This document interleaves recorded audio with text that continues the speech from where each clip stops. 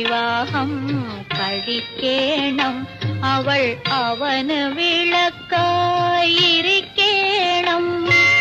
പെണ്ണിന്റെ ദിവ്യാനുരാഗവും ദാഹവും അന്നേ മനസ്സിലാകൂ, ദൈവത്തിൽ തന്നെ മനസ്സിലാകൂ.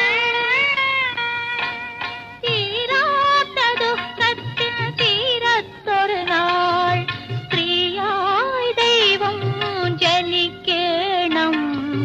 ആട്ടിൻ തോലിട്ട ചെന്നായ്ക്കൾ മേയും നാട്ടും പുറത്ത് വളരേണം.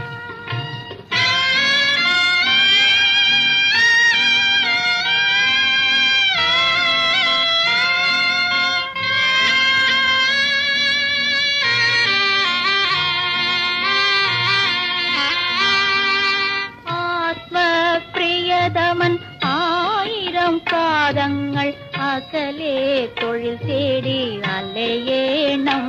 അവൾ മെഴുക് വിളക്കായൊരു